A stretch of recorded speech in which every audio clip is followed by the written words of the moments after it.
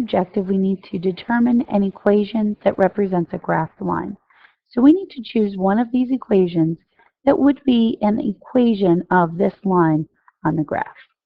They've given us a point that the line goes through, and I noticed that all of the answer choices are in what we call point slope form. So I've gone to the reference sheet and I snipped this box that has the point slope form of a linear equation. We're going to take a look at that before we start working on this problem. First, I want to show you where you can get your own copy of the reference sheet.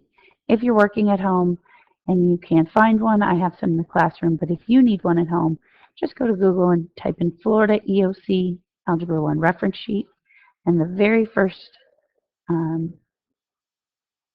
result that you have will take you to the reference sheet. It looks a lot like the one that you used for FCAT,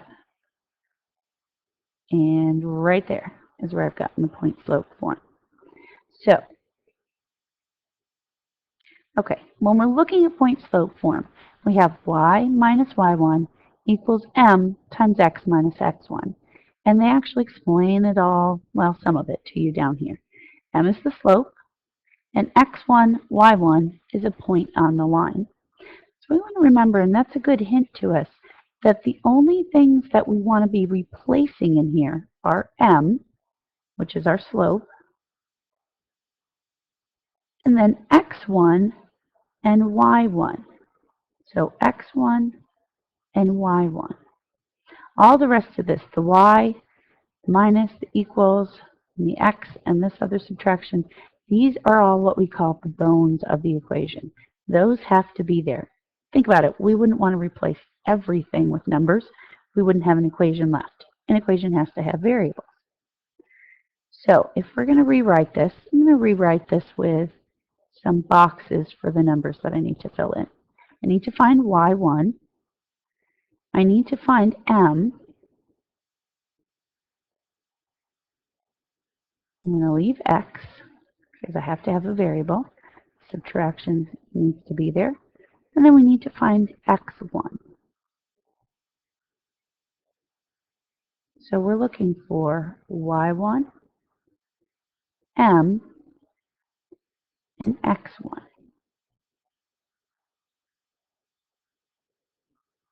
I'm going to go back to this right here. M is the slope. Well, they didn't give me the slope, but we do have this line, so we can use the graph of the line to find the slope. We're going to come back to that in a minute. We also have x1 and y1, and they're telling me that x1, y1 is a point on the line. Well, guess what? They gave us a point on the line. We could pick several different points that are on this line, but they provided us one, and yep, they're using that one in all of their answer choices, so we better go with that. So 3 is the x value. That's going to go right here for x1. And 5 is the y value. We're going to put that right here for y1. Now we have to come in and find the slope.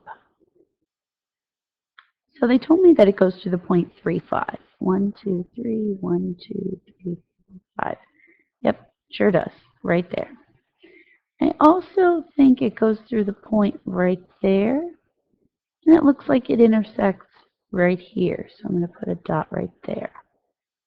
I'm going back this direction. It looks like it intersects right there, and I think right here. So now you can see that we have points at, yep, fairly regular intervals all along this line. So that looks like those would be good places to start our rise and run. I'm going to switch those to red dots. They'll show up a little better here. Okay.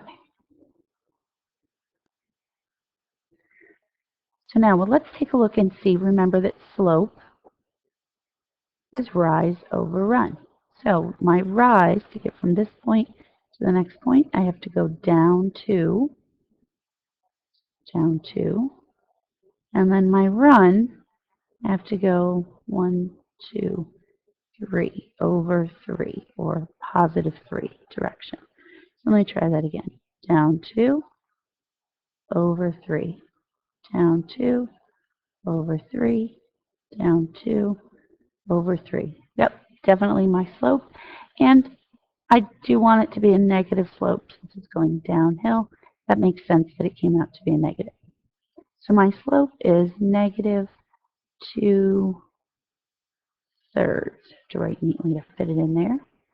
That means that my equation is y minus 5 equals negative 2/3 over, or I'm sorry, times x minus 3. You can see that was our slope, and the 5 and the 3 came from the point that they provided us. So that would be answer choice A.